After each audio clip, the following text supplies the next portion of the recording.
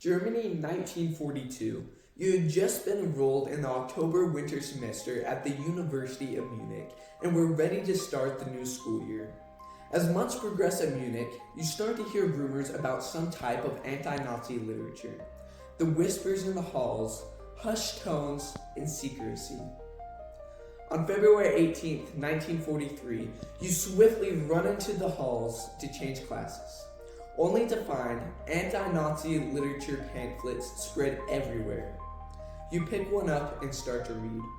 A passage about taking a stand against Hitler's tyranny-filled policies. You read a sentence or two before a professor comes up and rips it out of your hands. Only hours later, it is brought to your knowledge that one of your professors and multiple students had been arrested by the Gestapo.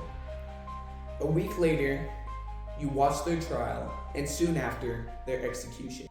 Hans and Sophie Scholl were martyred for their people so that the German people could know what was happening in the outside world.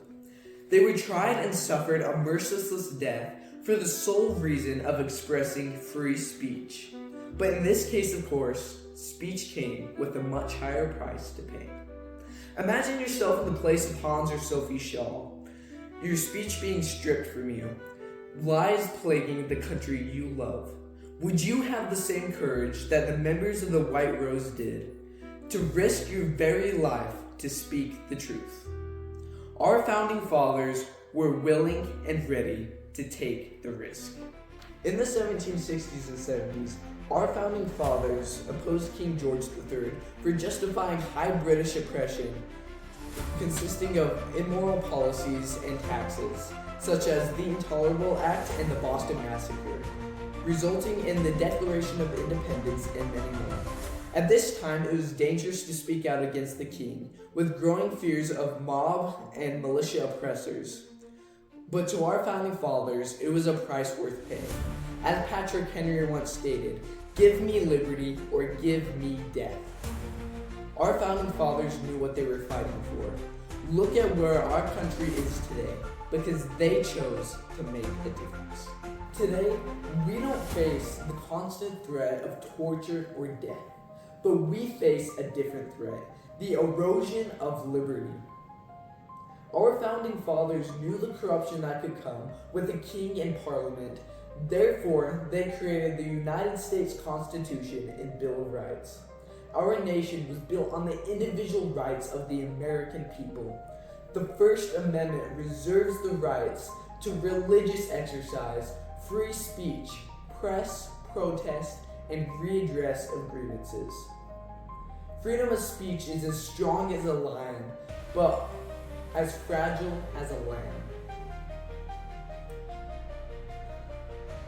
Freedom of speech is protected by the law. The law is protected by the Constitution. The Constitution is protected by the government. The government is protected by the people.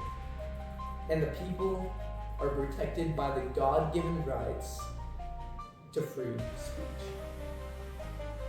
We must be vigilant to the onward uprising of speech codes, censorship zones, and vague policies, especially within extracurricular programs that we're seeing more and more of this today with schools, universities, and institutions.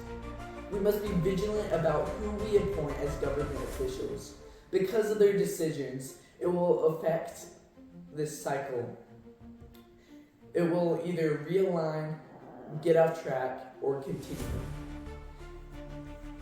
We must also be aware of the ongoing uprising of surveillance on social media platforms. You have the right to free speech, and it's up to you if your children will have the same right.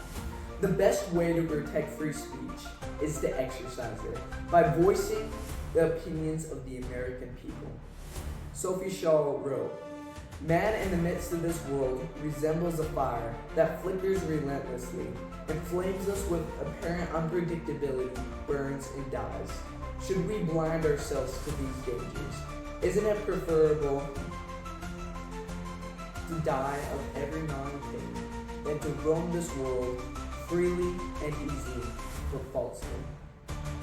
Again, I ask you, if you would make the same sacrifice that the Shawls made for their nation, will you shout truth upon the rooftops?